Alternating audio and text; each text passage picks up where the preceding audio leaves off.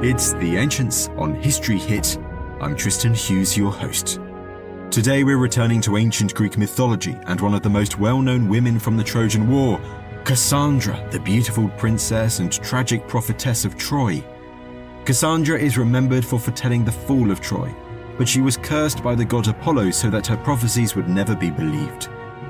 The Trojan princess Cassandra is almost certainly fictional.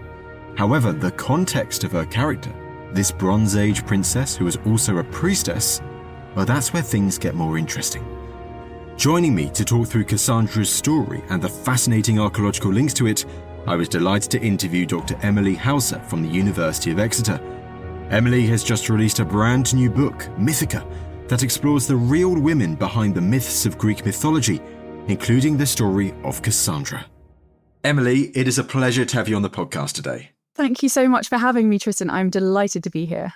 And it's always fun talking about Greek mythology and this particular figure that we're going to be focusing in on, Cassandra from the Trojan War. But I mean, Homer and his epics, the Iliad and the Odyssey, Emily, the characters and the stories of these epics and their names that people come back to again and again, aren't they? Not just the men, but the women too. They absolutely are. I think this is what is one of the most fascinating things about Homer is that staying power of the myths that they transmit towards us, the kind of resonances that they have across time, across history. And you can be reading these epics and it's like opening up a time capsule onto the past. And yet at the same time, in a lot of ways, they feel utterly new each time you read them. So to me, that's one of the things that is just so exciting about them, that they can speak to an ancient world, an ancient history that sometimes feels so foreign and so different. But at the same time, it's talking about things that we've all experienced: loss, grief, love, homecoming, all these kinds of big themes that we as humans experience and go through.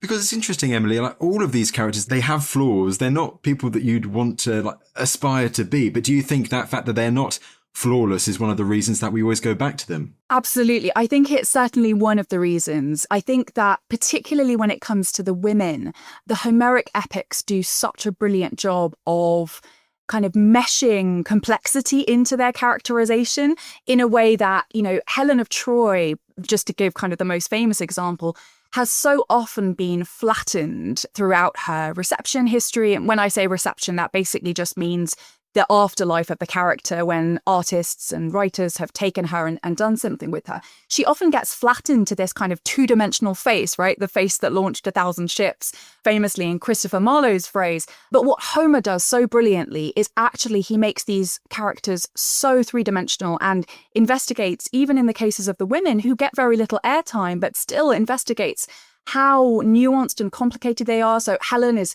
throughout the Iliad, she's discussing whether she's to blame for the war or not. She's pushing back against Aphrodite, who's telling her to go and have sex with Paris. And she says, basically, if you want to have sex with Paris so much, go and do it yourself, which I think is such a good comeback. So they're really feisty, they're really layered. And I think that's what makes them really relevant now. And with Homer's epics, how many different women feature in Homer's epics, in his version of the Trojan War and the Odyssey? Well, this is the interesting thing. And I should probably just add a brief qualification here in that when we are saying Homer, we are using this kind of as a placeholder for this big poetic tradition, right? Because in fact, while the ancients believe that Homer was a real poet from a particular time, it now seems through kind of decades of research that actually this was a tradition of oral poetry handed down over the centuries and then kind of became crystallized as a fixed text. But we'll say Homer for sure as that kind of placeholder. But yes, the Homeric epics, as kind of we have them now, they have a difference between the two, between the Iliad, which is the epic of war around the Trojan War, around Achilles, and then the Odyssey, which is the epic of homecoming and Odysseus and his voyage home. And in the Iliad, we don't get that many women, perhaps unsurprisingly, because we're looking at the battlefield, we're looking at Achilles' wrath, we're looking at duels and kind of the final standoff between Hector and Achilles. But we get women sort of behind the walls in the margins. In the Odyssey, it's quite different. Women are foregrounded a lot more. That's for a couple of different reasons. One reason is because much of the Odyssey is taken up with Odysseus' voyage. And on his voyage, famously, he meets these kind of sex goddesses, witches, monsters, all of whom are feminized and very interesting from... Are these figures like Circe and Calypso, these names, well-known names? They are exactly. Circe, Calypso, the Sirens. We've got Scylla and Charybdis. There's Monster and Whirlpool. Both of them are feminine. Wow. Everything is feminized on Odysseus's return in both the kind of fantastical and the monstrous.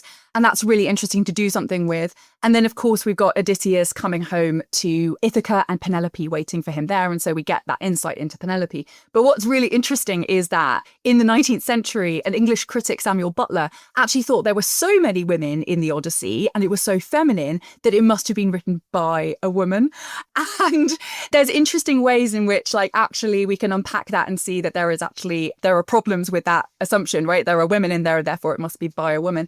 But I just kind of to say that, like, there are very different ways that the Iliad and the Odyssey are working around women, and people have been really interested in that over the years. I mean, given almost the timeless nature of the texts, of the poems, and they've endured down to the present day, do you think this has influenced the way that women have been written about throughout history, given the fact that the Iliad and the Odyssey, the story has always been there? Absolutely. That's such a great question, Tristan. So I think this really gets into the heart of why I study and write about Homer and why I think it needs to be done in a kind of public platform, because Homer lies at the heart of so many discussions around gender in ways that perhaps people don't even realize. So the Homeric epics stand at the very beginning of Greek literature. They were the first written poetry, the first things to be written down in the Greek alphabet.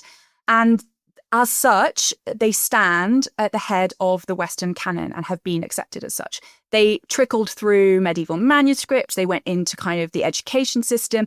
In Victorian education in Britain in particular, they were at the kind of forefront of what every public school boy was being educated in. And in doing that, they have shaped the norms of gender. Now, obviously, I've said already, and we have said that they are preoccupied with what it means to be a man. So they have shaped ideas not just around women, but also around the primacy of men and the fact that histories and stories are to be told about men. So there's this really great phrase that the Homeric epics use to describe their subject matter. And in the ancient Greek, it's kleia andron, which means the glories of men. But kleia, glory, literally means the things that are heard.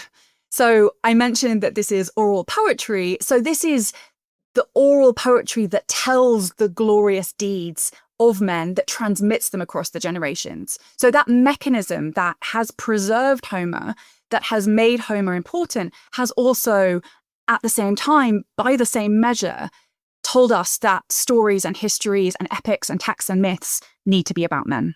Hence why I'm guessing for yourself and many other brilliant authors at this time in history now want to kind of balance that out a bit by also promoting the women in the story too. Yes, the stories of Achilles and Ajax and Hector are extraordinary and should keep being told, but also the women too, like Cassandra, that their story should also be heard. Exactly right. And I'd go further, Matt, because I would also say that looking at the women's stories and seeing them anew, giving them voice, enables us also to read the men's stories in different ways. So I'll just give you an example. The Iliad begins with, as I've mentioned, the wrath of Achilles. The word in Greek is menis. It means like divine anger. He's the son of a goddess, so he is capable of divine anger. And the reason he's angry is because his captive enslaved woman, Briseis, has been taken from him by Agamemnon, the king of the Greeks. Now, he's angry about this not just because he's attached to her, although actually he does later say he does have a kind of emotional attachment to her. But he's mostly angry because in this kind of economy of Homeric warfare, women represent honor. The more enslaved captive women you have, the more honor you have. So when he loses his enslaved woman, he loses his honor. Most scholars, most readers of the epic look at the epic as the arc of Achilles' anger, Achilles' withdrawal from the war because he's annoyed that he has lost this honor. But when you turn it on its head and you realize that actually his honor is predicated on the capture, the enslavement, and the rape of women, it makes you see his heroism, in quotation marks there, in a very different light. There are costs to this heroism. And I think this is a cost that has not been talked about enough. Very much so. And it's really interesting. It's interesting. You almost like you have those pairs, Achilles, Briseis, Hector, Andromache, Cassandra, maybe, and King Priam. I don't know. Maybe that's a bit too much of a stretch. But once again, you can almost link a couple of them together to understand further their characters. That's a really great point. I think that Homer does that deliberately and consciously. One reason why, and again, I say consciously, I guess I'm talking about the framing of the poetic tradition here, but I think one reason why is that the gender binary is very much at play in the Homeric epics and is exploited for really interesting reasons. But, you know, one of the best examples of this kind of binary being played out is, again, in the Iliad and in the sixth book, where Hector and Andromache meet at the walls of Troy. And it's my favorite moment in either of the epics, because you get this clash between two worlds. And these two people, this husband and wife, who just cannot understand each other. They just talk past each other, because she is trying to say, you know, look at your infant son. She's holding him in her arms. You know, look at your people, look at your city. Defend. His name, Hector, in Greek means holder, defender. So she says, do what your name is, do, defend. And he says, I can't. He's trapped in the masculine imperative of glory. And he says, I would get shame from my people, from the women and the men, if I didn't also go out to war, you know. And so it's just such an amazing moment of this clash of these worlds that they just talk past each other. And I think Homer is so interested in that. But I'll also pick up what you said about Cassandra, because I wonder if Cassandra is an interesting example of not having a pair. Perhaps if we did give her a pair, it might be Apollo. But I feel like Cassandra, she stands alone in a way that other women don't. And that is precisely because she is kind of defined by her desire for virginity and her desire to stand outside the mechanisms of war through her connection to prophecy and priesthood. She is an other and apart character. Well, this then feels the perfect time to now focus in on Cassandra. So, Emily, as you've hinted at there, I mean, Homer's epic, the Iliad, it doesn't cover the entire Trojan War, has that particular focus with Achilles and versus Hector, Andromache and the likes. So how big a role does Cassandra play in the Iliad? I mean, how does she fit into the story? Well, it's really interesting because Cassandra has such a big name in the later tradition of the Trojan War. So what happens is the Homeric epics, as I said, the kind of font of Western literature, and they become canonical even in their own time. They get passed down, they get received, and those myths, those stories get readapted, particularly in Greek tragedy. And the tragedians are really interested in Cassandra. They are interested in this idea of her as a prophet who was essentially cursed by Apollo because Apollo wanted to have sex with her. She refused him. And as such, he then cursed her with the fact that anything that she said, she would tell the truth and she wouldn't be believed. And the tragedians, the dramatists of Athens, they are really interested in this. So we have Euripides, Agamemnon telling that kind of story. Homer is not interested in that. So interestingly, in Homer, she's not a prophet. There's no story about her prophecy of the fall of Troy. There's no story about Apollo's attempt to rape her. All we get is a couple of mentions of her. So we get her twice in the Iliad. She's mentioned as a bride. She's mentioned as being beautiful. That's kind of all we get. She's called the loveliest of all of Priam's daughters. We then get her at the moment where Hector's body is brought back into Troy, right? So this is after the duel between Achilles and Hector. Hector has been killed by Achilles, and Cassandra stands on the walls of Troy, and she is the first one to see Hector come home. So there is perhaps a hint of her prophetic kind of ability there, but we don't see more than that. And then in the Odyssey, we only hear about her as having died. So what happens in the myth of Cassandra is that after the fall of Troy, she is raped by Ajax of Locris, and that rape kind of initiates a whole series of kind of curses against the Greeks, which is really interesting. I know that in your book, you kind of very much big emphasis on exploring the real figures behind these women of Greek myth. I know it's difficult, But given that there is always that argument about the Trojan War having a basis of historicity in it, about an actual Trojan War, do you think there's a possibility that Cassandra, as this beautiful princess of Troy, could have been based on an actual figure?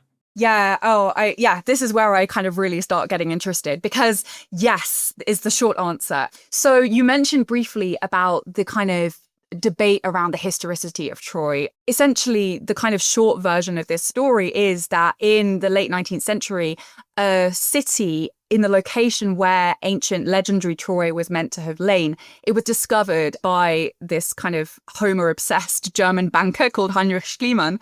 And we do think that that historical city is the same as the legendary city, was the city that was being talked about in these myths. There are these amazing crossovers and overlaps between them. And I'll just give you one of the examples that kind of shakes me to my core. So the ancients were amazingly good at kind of astronomy, date calculation, and there was a geographer from the Hellenistic period. So this is kind of later on into Greek history, called Eratosthenes. And he gave a date for the Trojan War. They all believed that this was a historical event, and he dated it at 1184 BCE. Now wait for it.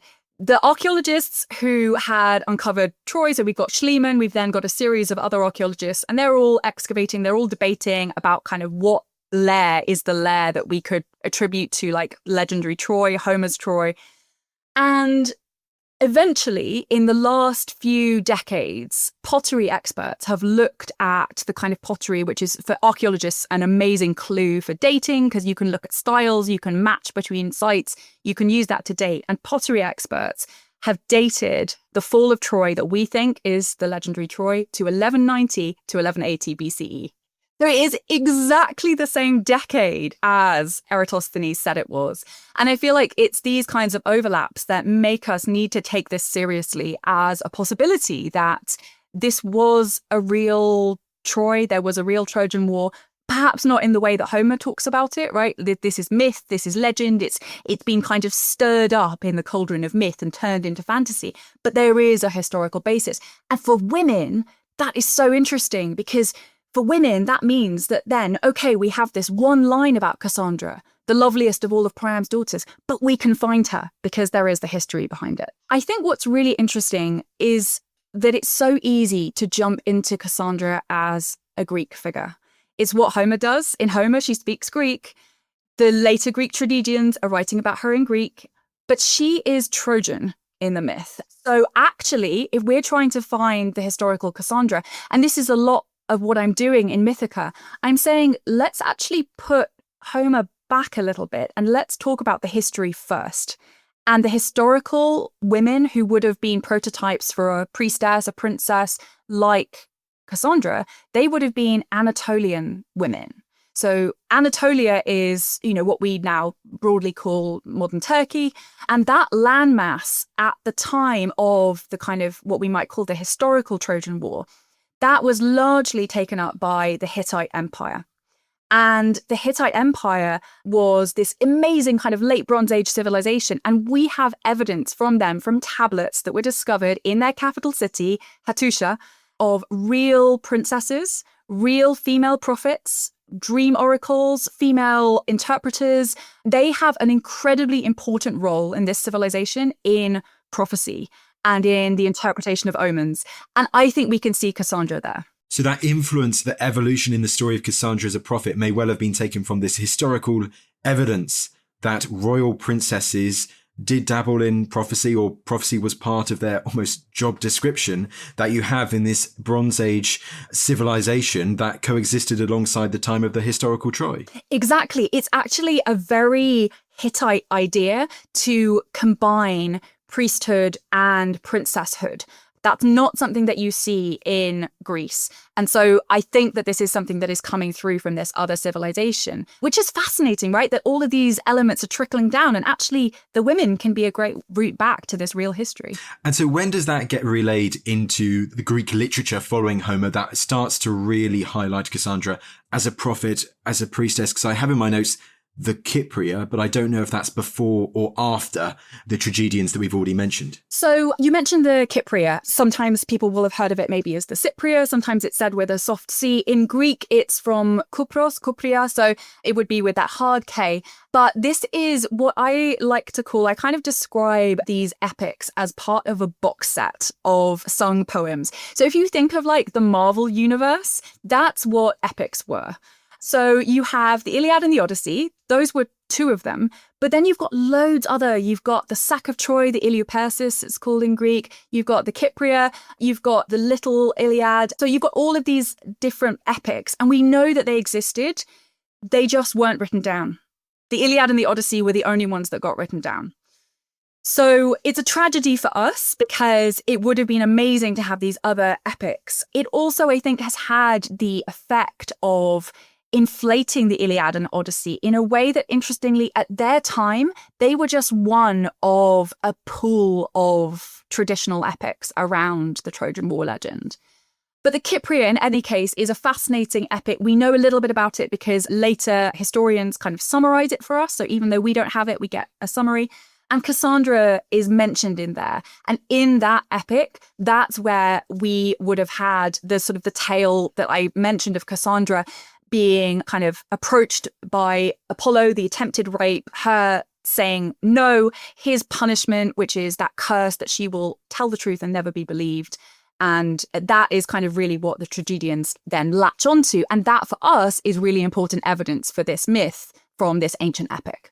I mean, Emily, I didn't realise that. I love that analogy of the box set, by the way. It really makes it easy. It's like the Iliad and the Odyssey are like Captain America and Thor, and then you've got Kypria as one division or something like that. As you say, they're all part of that universe.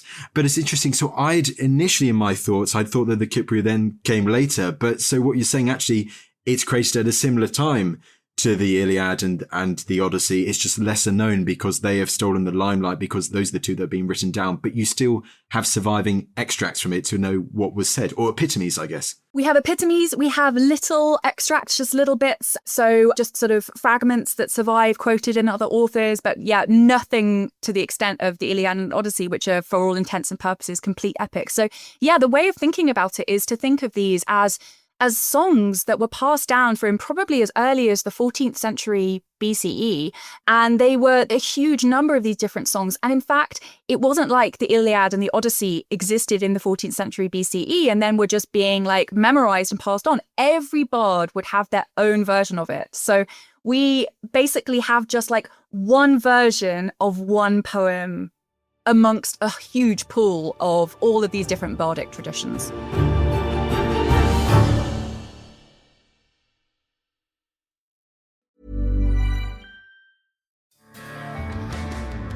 What started the Civil War? What ended the conflict in Vietnam? Who was Paul Revere? And did the Vikings ever reach America? I'm Don Wildman, and on American History Hit, my expert guests and I are journeying across the nation and through the years to uncover the stories that have made America. We'll visit the battlefields and debate floors where the nation was formed, meet the characters who have altered it with their touch, and count the votes that have changed the direction of our laws and leadership. Find American History Hit twice a week, every week, wherever you get your podcasts. American History Hit, a podcast from History Hit.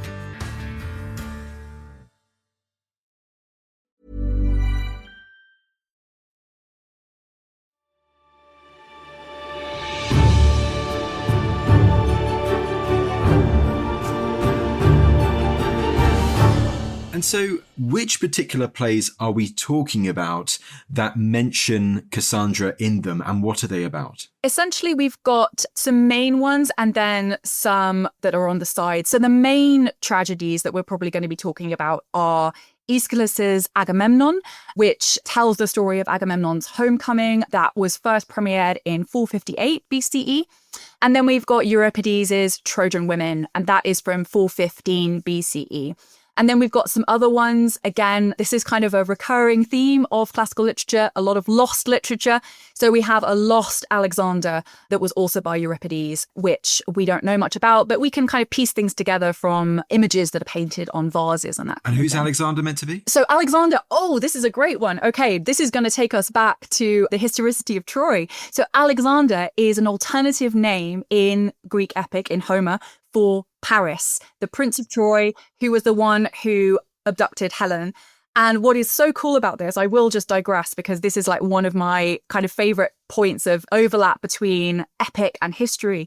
We have, again, this is from Hattusha, from the Hittite capital. Remember, we're back in Anatolia. This is this late Bronze Age history.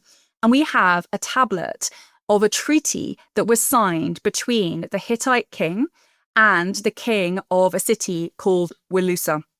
Now, the Iliad, you might wonder why it's called the Iliad. It's called that because the Greek name for Troy was Ilios. But in front of it, there used to be a letter that later dropped out of Greek called the digamma, which was pronounced w. So it used to be pronounced Wilios. So Wilios, we think, was Wilusa. And this treaty between the Hittite king and the king of Wilusa, we think was actually with the historical king of Troy. But it gets even cooler because that king has a name. His name is Alexandru. And we think that might be remembered in Alexandros of Ilios, which is Paris of Troy, which is Alexandru of Wilusa. Wow. Okay, there you go. That was brilliant. And once again, I love that kind of historicity and that myth combining to tell stories like this. Well, let's go back to the story of Cassandra. You've highlighted those key sources we have for that, which give more to the character of Cassandra built upon from Homer. So what do these sources, what do they reveal about how Cassandra fares during the Trojan War? What are her main prophecies, the main acts in which she features before the ultimate fall of Troy? It's so interesting because we've got that gap in the Iliad, right? We've got that gap of her just being this kind of bride waiting to get married and then her just kind of spotting Hector from the walls. But what the tragedies do is they give us Cassandra embroiled in the Trojan War legend. So maybe one of the first places that we see her chronologically in her story is when Hecuba, her mother, Queen of Troy, has a dream while she is pregnant with Paris. That's Paris we've been talking about, the one who abducts Helen of Sparta. And Hecuba dreams of giving birth to a torch of fire, a firebrand. And Cassandra is the one who says, this predicts the fall of Troy in flames.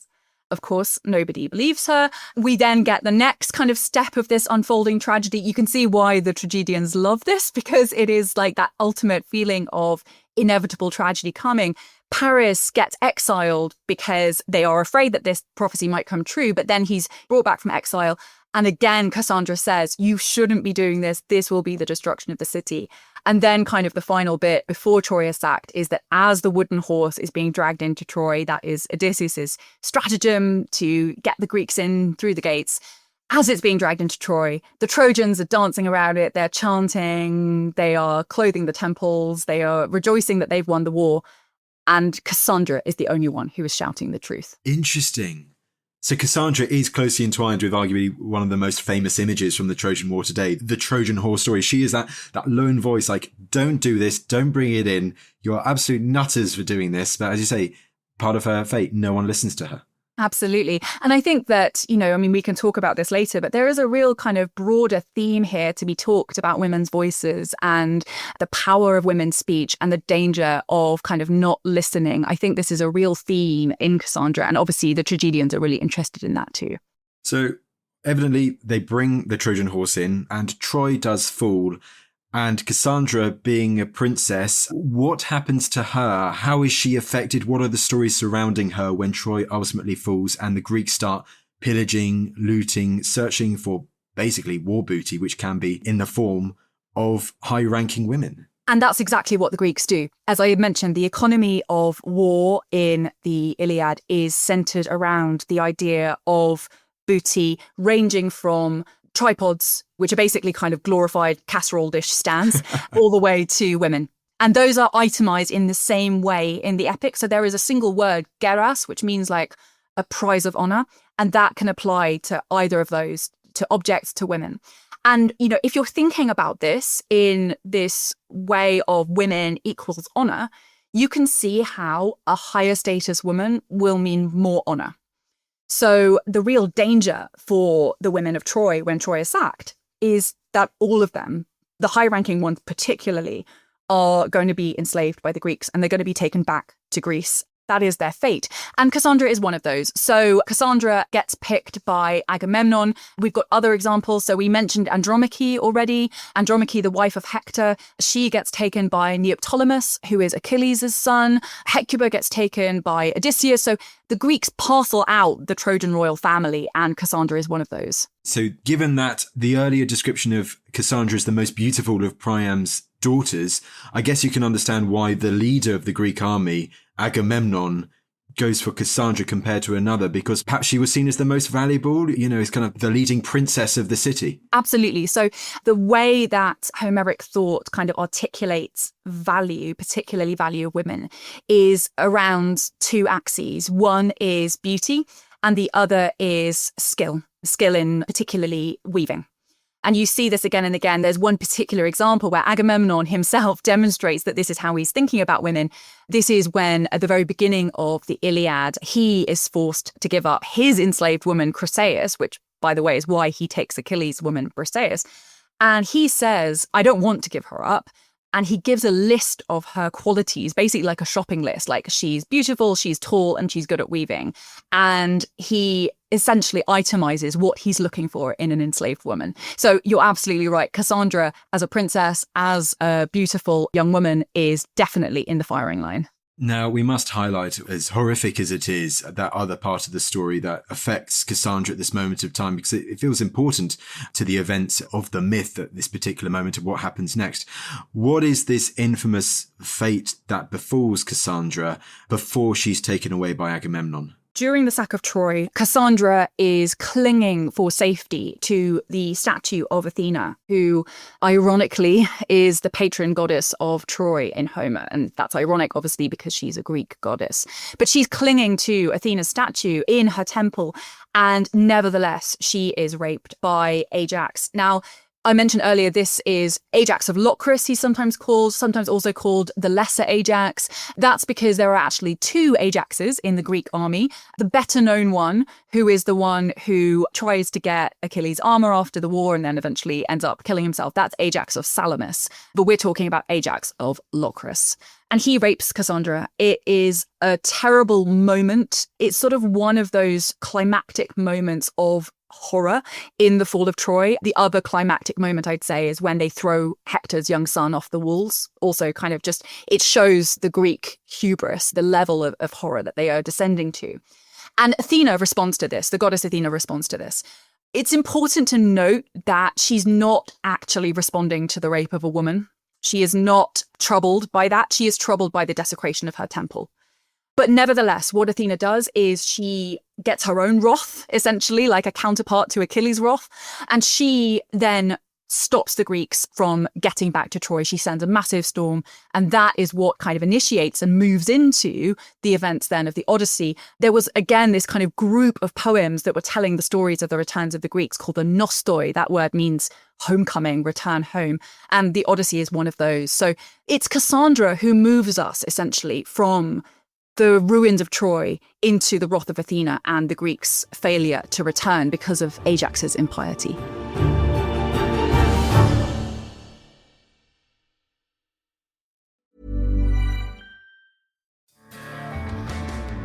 What started the Civil War? What ended the conflict in Vietnam? Who was Paul Revere? And did the Vikings ever reach America? I'm Don Wildman, and on American History Hit, my expert guests and I are journeying across the nation and through the years to uncover the stories that have made America. We'll visit the battlefields and debate floors where the nation was formed, meet the characters who have altered it with their touch, and count the votes that have changed the direction of our laws and leadership. Find American History Hit twice a week, every week, wherever you get your podcasts. American History Hit, a podcast from History Hit.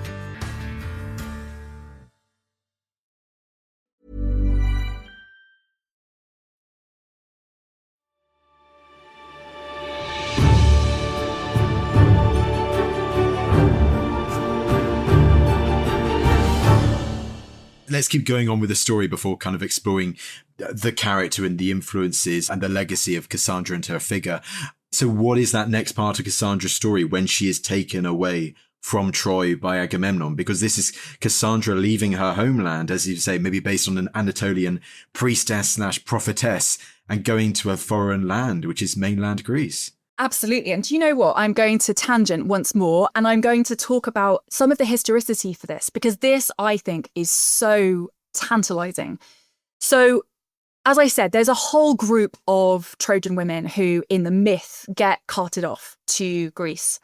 Well, in the late Bronze Age, we've talked about late Bronze Age, Hittite, Anatolia. In Greece, what was happening at that time was we had a civilization that we now call the Mycenaeans. That's the Bronze Age civilization. And that is the civilization broadly that matches up with kind of the heroes that Homer is talking about. Now, again, we have tablets from their palaces. Now we're in Greece. And the tablets are bureaucratic lists of the palace holdings. One of the things that to me, as a historian of women, is so interesting is that women are often mentioned. They are often mentioned as probably equivalent to like castle holdings, essentially. They are numbered, they are identified with their children, and they are given rations. We think that they were probably enslaved from this evidence. But what's so interesting is that they are given ethnics as well. That means they are given titles that tell us where they were from. And there is one enslaved woman in the tablets of Pylos, one of the palaces of Bronze Age Greece, that is said to be Toroia, a Trojan woman. So we have actual evidence of an enslaved Trojan woman. She's been brought from Troy. She's been brought to a Greek palace, exactly like Cassandra. Cassandra, of course, goes to Mycenae. We also have a Bronze Age palace at Mycenae.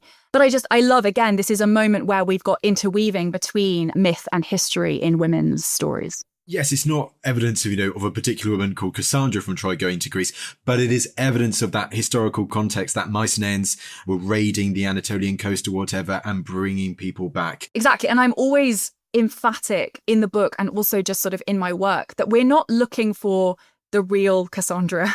I give an analogy, which is actually one that Emily Wilson, when I was talking to her about this project, very kindly kind of helped me out with articulating, which is that these women that we're talking about, they're not real women, just like Wonder Woman isn't a real Amazon.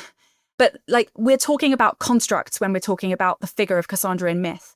But what we can do is we can look at the kind of prototypes, we can look at the real historical women who then trickle down to generate these kinds of myths. And that's the kind of work we're doing. So let's then go back to the story of Cassandra. What is the fate that befalls Cassandra in Mycenae? Yeah, so this is the kind of most famous part of Cassandra's story, in part because it's told in Aeschylus's play, The Agamemnon, and one of the most famous tragedies of all Greek literature.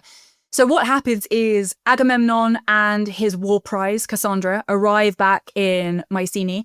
Agamemnon expects the royal treatment. He expects his wife Clytemnestra to be waiting dutifully for him at home, just like Penelope is waiting for Odysseus. But in fact, Clytemnestra, while he is away, has, of course, come up with a plan of her own.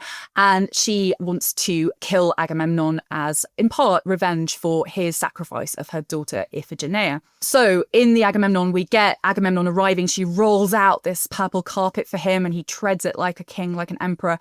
And Cassandra behind him is kind of shrieking that she can already see the blood. She can see the axe falling. They go inside the palace, and then, of course, in the tragedy, they both get killed. And so this is this kind of moment where the line for Cassandra, this is the moment where the line ends. She already knew it was coming all along. And actually, we see her in some of the tragedies rejoicing because this will bring Agamemnon's house down. So she sees it very much as revenge for his plunder and destruction of her city. And I think, in the tragedies, we're meant to see her going forward quite willingly to sacrifice and bring him down, essentially. I know it's a tragedy and it does end in her death, but it's a kind of a nice ending for Cassandra in that revenge arc story. It absolutely is. And also, it's quite a nice ending at this point anyway for Clytemnestra, because Clytemnestra has also got her revenge against a man who murdered her child and, went off to war and sacked another city on account of, by the way, Clytemnestra's sister, Helen of Troy. So for at least the point of the end of the Agamemnon, we are in a good place for women. I will add, because you did mention that Mycenae is the kind of historical namesake of this real historical Bronze Age civilization of the Greeks, the Mycenaeans. Mycenae, as a Bronze Age site, was excavated in the late 19th century, around the same time as Troy, and by the same man, by Schliemann. And when Schliemann was excavating, he actually found what he thought was a king buried with a very famous kind of gold mask, that he called the Mask of Agamemnon. But he also found a woman buried with 2 infants. And in the myth, Cassandra had 2 infant children with Agamemnon. So Schliemann immediately said, this is Agamemnon and Cassandra buried in the site of Mycenae. Now, it's not going to be literally them. In fact, the date doesn't work out. It's a little bit too early. But again, I love this kind of interweaving of history and myth that we're getting here. And also, as you mentioned earlier, with that actual evidence that was discovered, it's not too far-fetched to imagine maybe a Trojan captive or an Anatolian captive in the royal palace at Mycenae at some stage in the late Bronze Age, if, as you said, they were being brought back. And I'm guessing if they were a highly prized captive, maybe they could have been in the royal palace or close at hand as almost a show of their prize. So the women we have listed at Pylos, they are certainly in the royal palace. There are some of them who are sent out to kind of villages around the palace, but most of them are clustered in the palace, and they're doing very kind of low-level work like weaving or grinding flour or pouring baths. And what's interesting is, again, we see these tasks, those are exactly the tasks that in Homer we get told that enslaved captive women are going to be doing. So it's matching up very well with the expectations that the Homeric epic sets up for what will happen to an enslaved woman. Just before we completely wrap up, going back to Cassandra and her prophecy. So Cassandra prophesizing the destruction of her city, the death of her family, her brother, her father, and so on, and then ultimately her own death. Is it quite interesting that all of her prophecies, they're never any small prophecies, they're all major apocalyptic prophecies of Cassandra? And do you think this was done on purpose? Does it reflect a wider trend of other women, divine female figures who could prophesize that they prophesize apocalyptic things? So I think once we're getting to this point, we've talked about Hittite oracles. We've talked about the women who involved in divining and kind of interpreting dreams in the Hittite Empire. In Greece, we get quite a different model, and we get the oracle at Delphi, this really famous figure who inspires in this kind of mantic frenzy, possessed by the god, talking sort of in nonsense. And I think Cassandra, by the time we're looking at tragedy, is very much on that level. And of course, these oracles became very famous for giving some of the biggest prophecies in history that kind of turned Greek history around, like the prophecy to Croesus. So yes, I think Cassandra is very much modeled on these historical women. One other thing, and this kind of brings us back nicely to Homer, because I find it really interesting that Homer doesn't mention Cassandra's prophecy. And to me, that seems a little bit of the pattern of men kind of appropriating women's speech and women's kind of foreknowledge. And what's so interesting is that there was actually an ancient tradition that Homer stole his verses from the first Delphic oracle. Daphne was her name. And the ancients believed that at least some of Homer's poetry was stolen from a prophet. So it's kind of nice if we were like putting Cassandra in a place of power, that these women uttering these prophetic oracles actually had a huge amount of power, and that later traditions said that Homer stole from them. Lastly, let's briefly talk about the legacy, and this feels like it could be a podcast episode in its own right. I mean, Cassandra's story it endures. I think there's a famous fresco showing Cassandra dragged away by Ajax the Lesser. I mean, so does Cassandra's story, it hits a chord with the Romans too, and it endures like many of the other key figures in the Iliad and, well, in the Trojan War story. It absolutely does, yeah. And that's a good example of that fresco. Those frescoes are copied from, I mentioned those Greek vases, where Greek vase painters were obsessed with this image of Cassandra clinging to the statue and being dragged away, and that artistic legacy goes into the Roman period. I think Cassandra, we can also kind of trace that beyond Rome, because what's happening there is, Cassandra is kind of decorative. She's there for kind of the elite to talk about during their dinner parties. Like that's operating on a very certain function that's kind of demonstrating this villa owner's knowledge of the Trojan War. What happens, particularly as we look into kind of recent history and we look into the 20th and 21st centuries, is that Cassandra becomes appropriated by women writers who are really interested in seeing her as a kind of victim of the patriarchy, as someone who is not afraid to kind of speak out and expose power. And women writers, women artists, right? We've got Taylor Swift's song Cassandra that came out in Tortured Poets Department. We've got Florence and the Machine writing a Cassandra. So women are really interested in how Cassandra's voice speaks out against misogyny and a kind of warning against attempts to take away women's agency, both over their voice and, of course, their bodies as well. Well, Emily, this has been a fantastic chat. Is there anything that you'd like listeners to take away? I mean, is there a main message for Cassandra? I think it's don't underestimate Cassandra and the women of Homer. It is so easy to see them all as these kinds of either a two-dimensional tragic figure like Cassandra or a two-dimensional reason for the Trojan War like Helen. And I hope that what we've just discussed demonstrates that you can dive so much deeper. You can find the threads of the ways that their stories have been sung and reworked and reshaped. You can also use it as an invitation to look to the real history of women in the past, which is absolutely what I am trying to do. And I guess I would say if you're interested in learning more about not just Cassandra, but also the other women of the Trojan War and the Homeric epics, Penelope, Briseis, Chryseis, Andromache, all of the women we've mentioned, my book, Mythica, A New History of Homer's World through the women written out of it, is coming out April the 17th. And I would love to share it with you all. I hope you can tell how excited I am about it. And it would, just be so interesting to hear what you all think.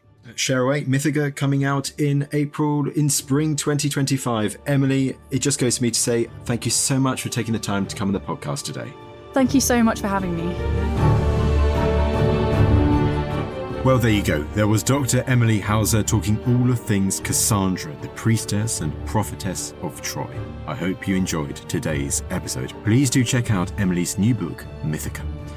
Thank you once again for listening to this episode. In the meantime, please follow The Ancients on Spotify or wherever you get your podcasts. It really helps us and you'll be doing us a big favour. Don't forget, you can also listen to us and all of History Hits podcasts ad-free and watch hundreds of TV documentaries when you subscribe at historyhit.com/subscribe.